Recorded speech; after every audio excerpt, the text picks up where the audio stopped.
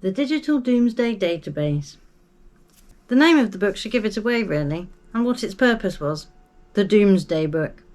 Also known as the Great Survey. That's that word, great again. Created over 1,000 years ago in 1086, it was the first step towards where we are now in my mind. A register where everyone in the land of England was visited apparently, and all their assets, property, land, etc. were listed, so they could be taxed or taken off them. And tax people they did, for various things over the years, working out that it wasn't enough to only take on the main things, they needed to reduce people's wealth while at the same time as increasing theirs. Same shit, different day. We've had window tax, that many have heard of, and you can still see the remnants of that time, with bricked up windows and seeing where they once were. That's the only reason I've heard of it. I asked as a child while there were bricked up windows in so many buildings. Another one I learnt of in the last few years was hearth tax. Yes, they actually taxed you on how many fireplaces you had or places to heat food, meaning you could have more than one family in a house. Yep, tax them. Suddenly films like Robin Hood don't seem so far-fetched.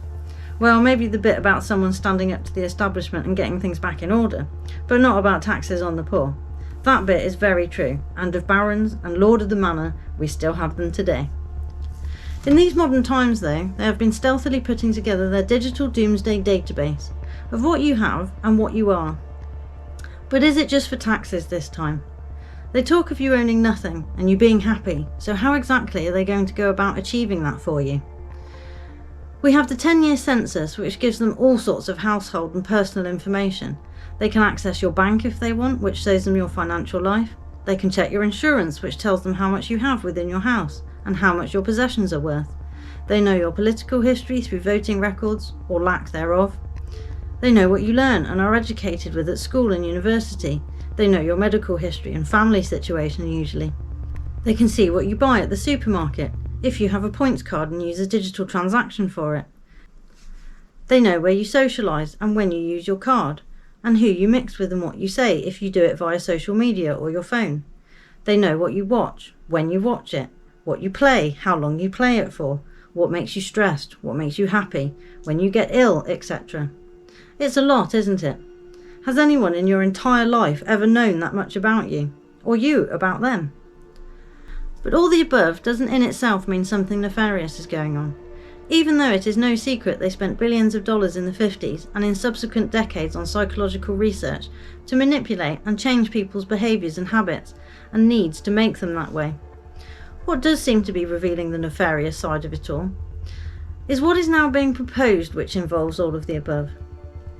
The drip feeding of what they would like to happen by way of digital control of your life, and what's more terrifying than what they propose is that lots of people don't seem in the slightest bit bothered by it. But that could just be a result of the constant programming that occurs to try and make people more compliant. Check out my article Consumerism for a little more on that.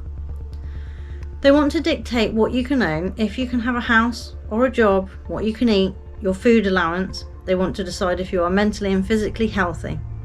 They want to tell you what is correct and what is wrong, how to think and what to think. Individuality, choice and free thought seems to be a real thorn in their sides. Not for the benefit of the people, but for the benefit of their systems and profits. And in order to maintain that and steer it where they want it to go, they need to herd people along a certain path.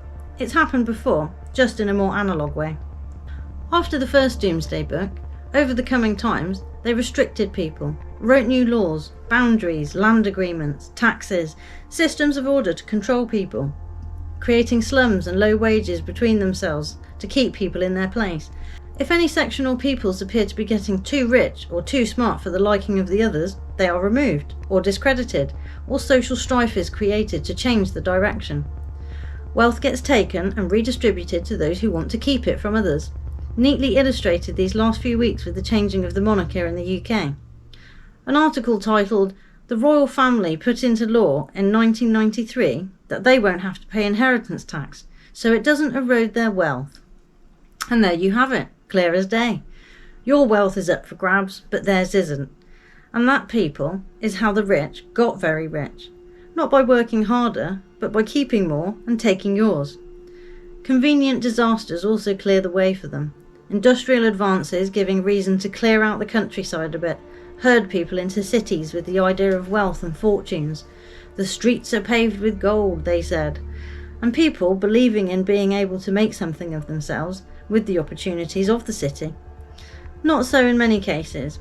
It's the same then as it is now. It's who you know, not what you know. But those ideas were put out there because it served a purpose. They want people to move around and relocate, but when it suits them. Forced relocations have been a thing all over the world for the longest time. Ireland, apparently during the Great Famine of 1845, it wasn't just the lack of potatoes that caused the issue. The royalty at the time kept exporting food out of Ireland. They deliberately starved all those people and encouraged more to leave. Scotland, we had the Highland clearances. Only learnt about those fairly recently in life too. But again, families and generations of people forcibly moved. They say some of the clan leaders were in on it, bought out by pure greed. They increased the land rent to the point of being unsustainable to force people out. It worked. They crippled people's lives and way of life just to have some land and more money and power. Sad really that it has been going on for so long. But if you want to know how the UK came to be as it is today, I think it's important to try and look back over how we got here. Enslavement is not progress for us, but it may well be for the people who wish it upon us. So when they talk of technological advances and progress, they talk of their world. For us, it will be restricted living and being nothing but a resource for someone else and their way of life. And you must understand, both ways of life cannot coexist, it would seem, which is why one must go. Technology can still be used for good. I do believe that, but not when wielded at the hands of madmen and their mercenaries.